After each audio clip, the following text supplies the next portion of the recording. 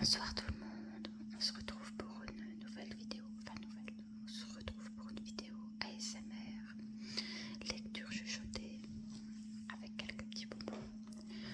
Je reprends le livre que j'avais commencé hier. Bon, entre temps, j'en ai lu parce qu'après avoir fait la vidéo, je vais prendre un bain et du coup j'ai lu dans le bain. Donc il y aura des passages que vous allez manquer, mais bon, d'un autre côté, je me dis que c'est pas plus mal, comme ça si jamais l'histoire vous plaît, et ben vous pourrez toujours acheter les bouquins sans que je vous ai tout spoilé. Alors c'est parti.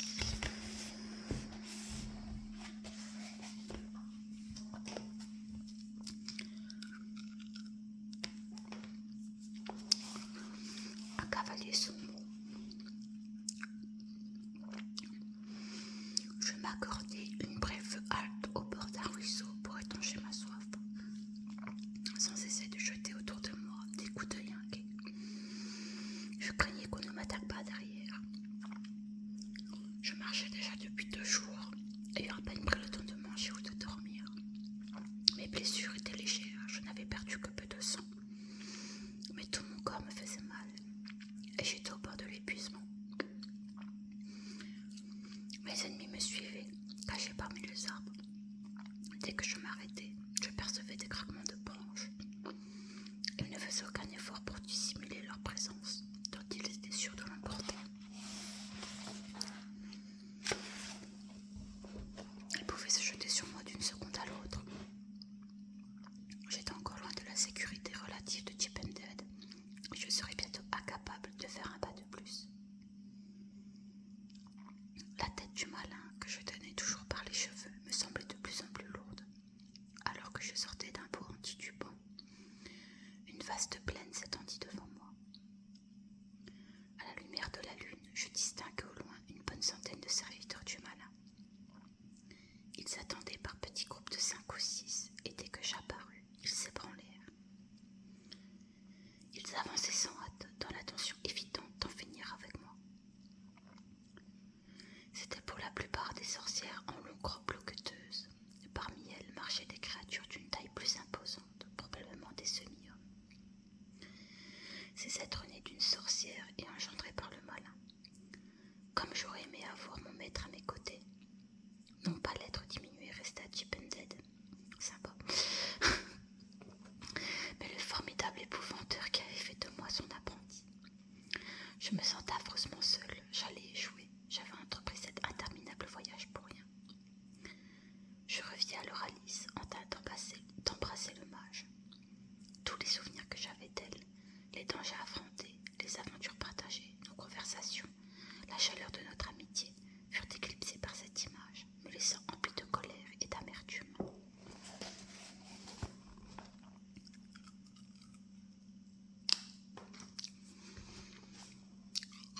J'entendais à présent des bruits de pas qui se rapprochaient. D'autres silhouettes sortaient de derrière les arbres. J'étais cernée. Puisque j'allais mourir ici, je résolus d'entraîner le plus possible de ces créatures dans la mort avec moi.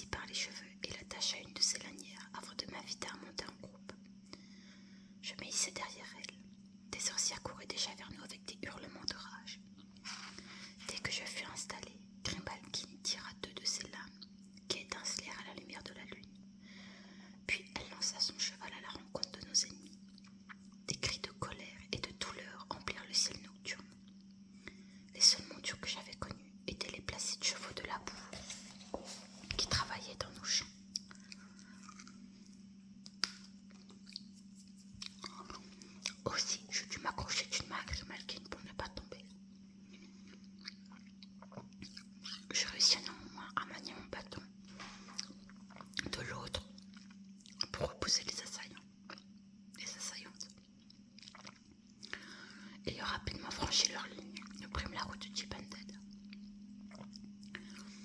Une forte odeur d'urine me monta aux narines. Je compris qu'elle émanait de Grimalkin.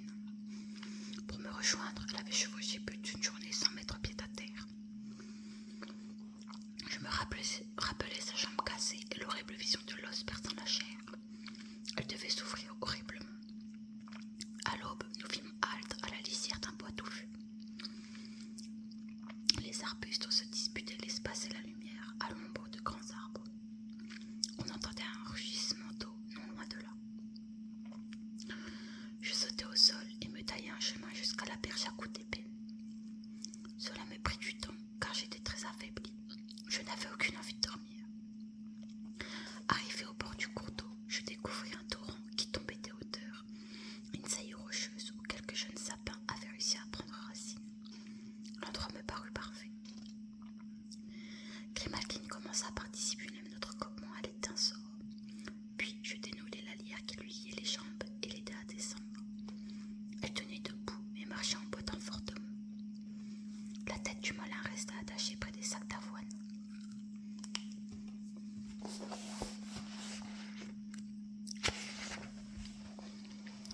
Destiné à nourrir le cheval.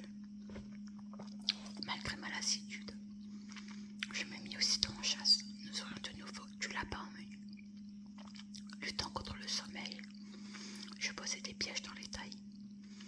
1 heure plus tard, j'avais capturé 2 bêtes d'odieux. Alors que je regagnais notre campement, je fis soudain halte, surpris et confus. Nu sous la cascade, Grimalkin se frictionnait pour se débarrasser de la sueur et de la saleté. Désolé, murmurai-je en lui tournant le dos. Je l'entendis approcher, secouer sa chevelure trempée, puis un frisson de tissu m'apprit qu'elle remettait ses vêtements. La nuit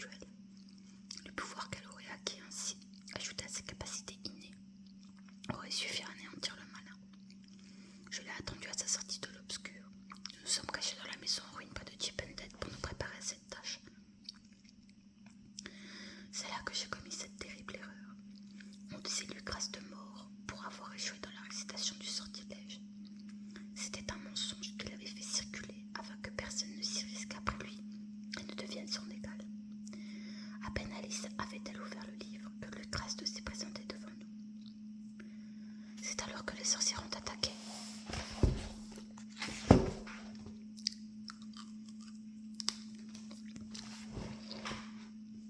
Oui, à l'instant où il est apparu, quand il s'est matérialisé, j'ai tenté de le combattre avec mes armes, mais sa magie est si puissante que je ne pouvais plus faire un mouvement. J'ai d'abord prétendu ignorer ce qui est arrivé à Alice. Pardonne-moi. C'était un pieux mensonge destiné à ne pas blesser tes sentiments. À présent, je te dois la vérité. Je pensais qu'Alice se servirait de son propre pouvoir pour nous défendre. Or, elle s'est contentée de fixer le mage avec un profond étonnement. Puis elle lui a souri et ils se sont enlacés. Mon cœur palpitait follement et l'émotion me serrait la gorge. Grimalkin me dévisagea en secouant la tête. Je suis désolée, il fallait que tu le saches. On aurait dit que Lucrèce et Alice s'étaient enfin trouvés après une longue quête, que leurs âmes s'étaient reconnues, qu'ils étaient depuis toujours destinés l'un à l'autre. Suis mon conseil, Tom, chasse cette fille de ton cœur. Je me taisais, incapable de parler, les yeux débordant de larmes. Grimalkin poursuivit, comme si de rien n'était. J'étais paralysée, en transe, sous l'emprise de Lucrèce. Il voulait me tuer. Je ne me souviens pas des mots qu'ils ont échangés, car mon esprit était engourdi.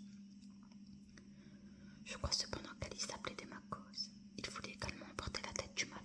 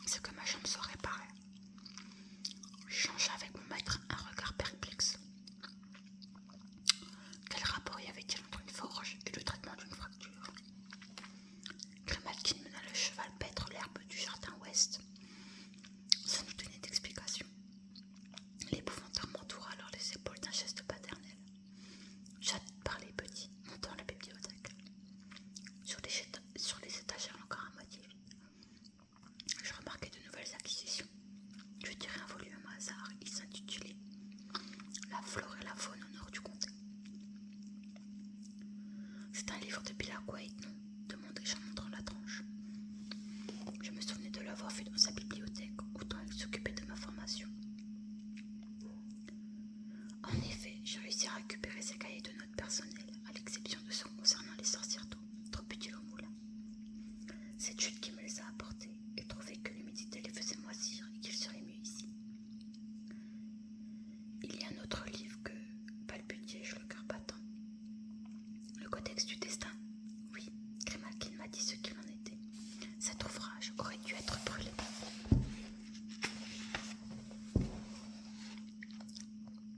À présent, il peut causer de terribles dégâts. Elle m'a aussi parlé de Lucraste. Il semblerait que la journaliste ait finalement été entraînée dans l'obscur. J'acquiesçai d'un hochement de mon menton, incapable de prononcer un mot. Assieds-toi, petit, m'ordonna l'épouvanteur en me désignant une chaise. Raconte-moi comment tu arrachas la tête du malin à ces sorcières. Ça a dû être quelque chose. Commence par le début et ne mets aucun détail. Je m'installai donc en face de lui et repris mon récit pour la deuxième fois. J'évoquai mon rêve et les derniers temps hérités de ma mère. Quand j'en vins à la façon dont j'avais convoqué le gobelin, mon maître arqua des sourcils de surprise. Je devais maintenant lui expliquer comment j'avais conclu un pacte avec la créature. Mes mensonges et mes dissimulations me rendaient malade. J'aurais tant voulu avoir toujours été honnête avec lui. Néanmoins, même si c'était douloureux, délivrer ma conscience de ce fardeau m'était un vrai soulagement. Je ne me suis pas rendu compte que le gobelin s'était absenté, me dit-il. Je ne t'ai jamais interrogé quant au marché que tu avais passé avec lui. Sais-tu pourquoi? Je secouai la tête. Parce que je me doutais qu'il ne s'accorderait plus avec moi, mais avec toi. L'avenir vous est ouvert et il vous reste de longues années à travailler ensemble, tandis que ma vie arrive à son terme. Je n'étais pas prêt à regarder la vérité en face, voilà pourquoi je me suis tue. À présent, je me suis repris, j'ai consenti à l'inévitable. Alors continue, petit, vas-y, raconte-moi tout. Je lui relatai donc comment Cratch avait accepté de me venir en aide si je le convoquais, et qu'en retour, il puisse s'abreuver du sang de mes ennemis. Je lui décrivis le massacre des sorcières devant la tour et les dizaines de paires de souliers pointus emportés dans l'escalier par un flot écarlate. Cependant, je ne lui dis pas que j'avais caressé le gobelin, ni qu'il m'avait pris un peu de mon sang. Je savais que mon maître ne l'approuverait pas. En dépit de mes bonnes résolutions, je trouve encore impossible d'être totalement franc avec lui. Je choisis le moment où j'en vins à Alice et Lucraste pour lui montrer la lettre d'Alice. J'attendis en silence qu'il l'ait lue. Il me la rendit sans un mot, et je terminai moi aussi par l'apparition providentielle de Grimalkin. S'étant levé, l'épouvanteur se mit à porter la pièce de long en large. Que va-t-il se passer maintenant à ton avis?